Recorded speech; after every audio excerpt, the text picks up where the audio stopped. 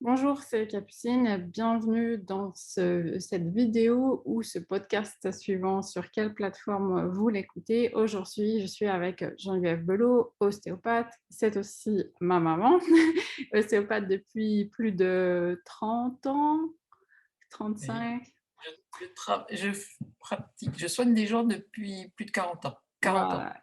J'ai commencé Donc, l'école de kiné et ostéo. kiné, oui, voilà, avant. Et du coup, aujourd'hui, j'avais envie qu'elle vous parle de l'évolution du crâne et de la face et un petit peu aussi sa manière d'approcher des techniques crâniennes qu'on connaît un petit peu en ostéopathie parce que j'ai jamais retrouvé d'autres ostéopathes qui travaillaient comme elle et je trouvais ça dommage de ne pas partager ses connaissances et sa manière de voir le crâne.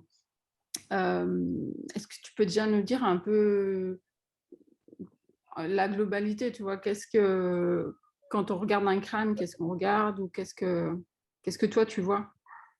Moi, ce que je vois dans le crâne, je vois l'évolution des espèces et puis je vois l'évolution de la personne et je vois, la possibilité d'adaptation, quand je regarde une personne, la première chose que je regarde, c'est comment elle porte sa tête. D'accord, c'est Comment l'équilibre général de la tête, finalement. C'est très important et quand on regarde un profil, c'est est-ce que le menton est rentré? Il faut imaginer le trou occipital, comment il est situé, la position, des yeux aussi. Énormément de gens ont les yeux vers le bas, le menton rentré et De- de- puis, imaginer surtout c'est, la base du crâne, donc savoir si cette partie-là est horizontale, voilà. C'est donc, ça que je regarde voilà, pour ceux qui et je n'ont pas regarde les quelle images, influence ça a sur le reste du corps, voilà, ceux qui parce n'ont que pas je les, regarde de profil. Voilà. voilà, donc regardez le profil. Et puis pour ceux qui n'ont pas les images, parce qu'il y aura aussi une version podcast, tu as montré un crâne avec le trou occipital et donc vraiment cette idée que l'occiput doit être à l'horizontale. Et c'est dans notre évolution une des caractéristiques aussi de l'humain, on va dire, par rapport Surtout au singe, le quoi. centre du corps qui se situe ici et qui passe par les corps vertébraux des vertèbres et qui vient descendre, trochanter par exemple, L3 et puis plutôt sur l'avant de la cheville. Donc je regarde cet équilibre, est-ce qu'il est respecté et par où je vais intervenir, qu'est-ce que cette personne a besoin, voilà. D'accord. Mais le Donc, crâne fait partie du reste. si par exemple on a quelqu'un qui est un peu rétrograde, le regard en bas, qu'est-ce que tu fais? Je vais tester aussi, je vais regarder les muscles, sternaux, s'ils sont trop courts et puis la grosse difficulté, c'est de savoir si c'est acquis, voire, volontaire. Vous avez il y a des gens qui volontairement se sont mis dans cette position-là pour étirer leur cou. Donc là, c'est pas évident et là, j'ai eu encore hier une personne qui a fait du Mézières et dans le Mézières, qui était très, très à la mode, c'était des étirements postérieurs, des chaînes postérieures et elle me dit: «Mais moi encore, quand j'ai mal au dos, je verrouille mes lombaires, j'étire mon cou et je fais ça». Donc là, volontairement, elle le fait. Ah, Alors que normalement, il y a un équilibre. oui, ça c'est intéressant parce que du coup, il y a aussi des croyances des patients qu'il faut pas étirer ou tenir d'une certaine manière. Euh, Et donc, il faut en contrepartie, une personne, quand on visualise, on voit quelqu'un comme ça, il faut imaginer une personne dans un pays, africain ou autre qui porte un poids très fort sur la tête. Ils peuvent porter 30 kilos sur la tête. oui, Donc le réflexe d'autograndissement, c'est complètement l'opposé de ce réflexe. oui, donc voilà, il y a vraiment une histoire un peu globale. Regardez la posture et tu parles ouais, du réflexe d'autograndissement qui est super, qu'on utilise toutes les deux, hein, en utilisant, nous, on met des poids sur la tête de nos patients, justement pour qu'ils expérimentent et qu'ils ressentent ce réflexe d'autograndissement et d'avoir la force à l'intérieur de leur corps. Et ensuite, quels sont les facteurs, tu vois, pour revenir un peu plus sur le crâne, qui vont faire la croissance de la face, tu vois, chez un nourrisson Là, c'est pareil, il faut visualiser l'évolution de l'homme, des humains, depuis qu'on a quitté nos cousins, les grands singes. Les grands singes sont devenus grimpeurs. Ils ont une seule courbure de la colonne. Ils ont le trou occipital qui est incliné et postérieur. Et nous, avec une forme de crâne, un crâne plus petit, une grosse gueule. Et nous, on a un crâne qui est avec le trou occipital vraiment horizontal et plutôt antérieur par rapport à nos singes. Et l'évolution de notre crâne, est liée à notre motricité. Donc les singes ont une forme de crâne comme on les connaît aujourd'hui parce qu'ils sont devenus grimpeurs, ils se sont spécialisés dans la grimper, et nous, on s'est spécialisé dans la marche et dans l'endurance. C'est la marche, c'est pas vraiment la course, mais l'endurance. Et la course, la marche, l'endurance a fait qu'on a amélioré notre lordose lombaire, et le résultat de la mécanique a fait une évolution du crâne. Donc, l'enfant qu'on voit, on sait que si on veut que son crâne évolue, il faut la motricité externe, la marche, le rampé, le plat-ventre et tout ça, pour pouvoir placer l'occiput. Je dis toujours, c'est comme si on tirait sur ma queue de cheval pour placer l'occiput à l'horizontale. Donc là, c'est vraiment bien comprendre comment le crâne s'est fait. Donc finalement, le bébé, son job, c'est de passer de rétrognate à occiput à l'horizontale. Finalement, si on n'avait qu'un seul truc à faire, c'est ça. Je dirais que le premier boulot du bébé, quand il naît, il passe, en général, il sort l'occiput, à droite ou gauche, et le premier mouvement qu'il fait, c'est un mouvement RTSC, extension cervicale. Et après, il y a beaucoup d'erreurs, c'est qu'on tient trop la tête des bébés alors qu'ils savent la tenir. Et puis, il y a le coucher dorsal, bien entendu. Ouais. Et puis, tous les poussettes, les tiens-lui la tête, des choses comme ça gêne la croissance. Donc, on est sans arrêt en train de retravailler ça, parce que l'occiput a une influence sur le temporal sur la mâchoire, sur l'avancée mandibulaire. Et puis, le sphénoïde a une influence sur le massif facial. Et le massif facial, il est, comme tous les os, il est hautement adaptable.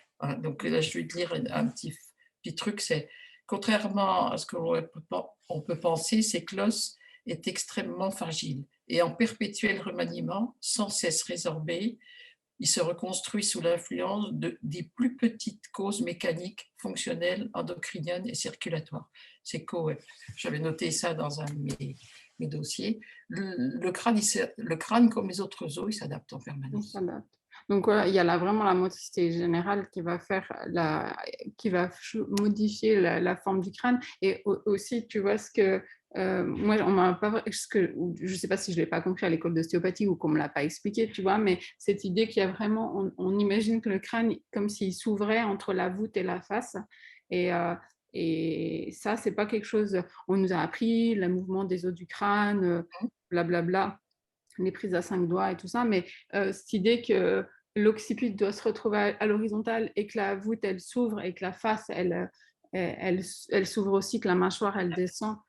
Et ensuite, toutes les forces de la langue, des yeux, tout ça. Et donc, la mécanique liée à l'évolution et liée à la croissance de l'enfant, il y a une rotation occipitale qui se fait comme ça pour amener l'occiput.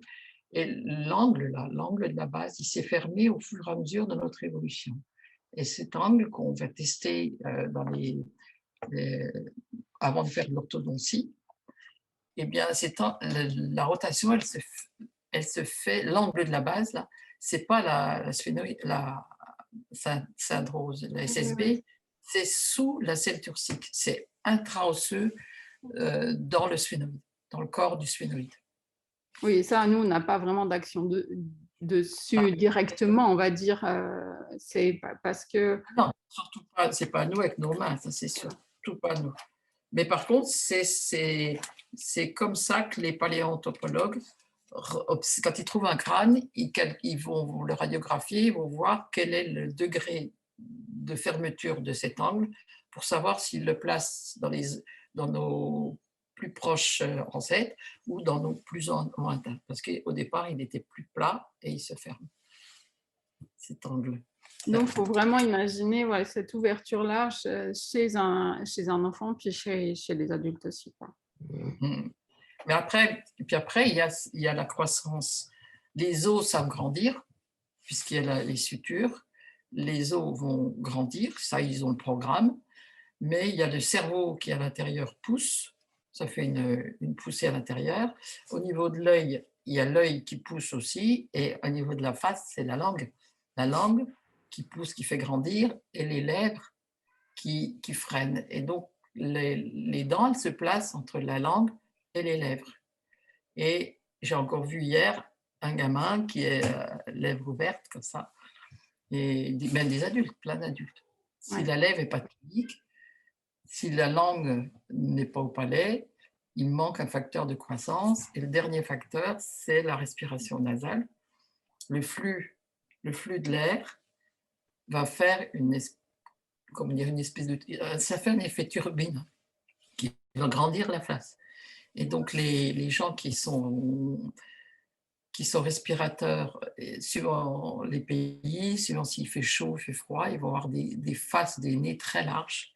Et hier, des personnes, j'ai pris les narines comme ça, pour leur faire sentir qu'il faut dilater les narines. Et l'air est important. J'avais une professeure d'acupuncture, de médecine chinoise. Elle se moquait de nous parce qu'on avait des petits nez, parce qu'elle était d'origine chinoise. Elle rigolait parce qu'on avait des petits nez. Oui, donc finalement, à chaque fois qu'on observe quelqu'un, si on a des lèvres un peu molles, un nez un petit peu pincé, on sait déjà que le crâne, il n'a pas bien évolué parce que l'air, elle n'est pas passée, parce que des fois, on va retrouver, si on voit les dents bien droites, on se dit, ah tiens, il y a peut-être eu de l'orthodontie. Si on retrouve une langue basse et puis une bouche ouverte et puis des dents droites, a priori, c'est qu'il y a eu de l'orthodontie quelque part. Donc, tout ça, c'est les facteurs de croissance. La mastication. La mastication. Si les gens mangent des purées et tout ça, il n'y a pas de contrainte sur la face. La mastication influence aussi sur une croissance. Tu prends une personne qui est d'origine africaine, en général, ils ont des magnifiques dents, ils ont de la place, ils ont des grosses dents, parce que traditionnellement, ils mastiquent beaucoup.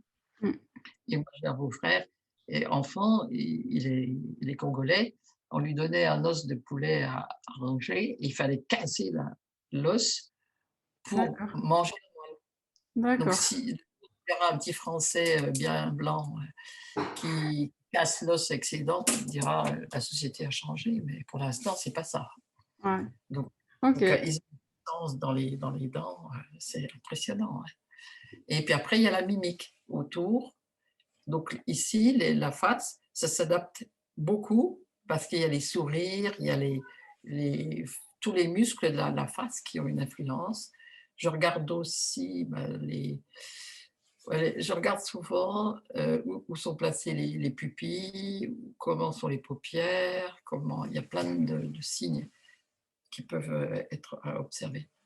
D'accord, je pense qu'on a fait un bon tour de déjà des facteurs qui peuvent influencer la face, hein, donc que ce soit la motricité générale, puis plutôt des choses un peu plus intrinsèques, je ne sais pas si on peut dire ça, mais voilà, la langue, les yeux, tout ça, l'air qui va former la face, et on va bien voir chez l'adulte, en fonction de sa forme de visage, quelles sont les contraintes qui ont été exercées lors de sa croissance, et puis encore adulte, et puis c'est des choses qui peuvent se modifier, puisque dès qu'on va faire fermer la bouche, faire respirer par le nez, on va avoir des modifications qui vont rentrer en jeu, quoi.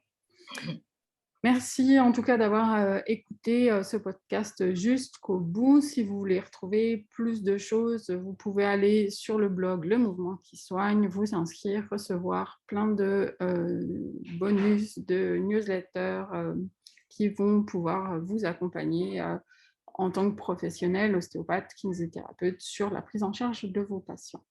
Merci.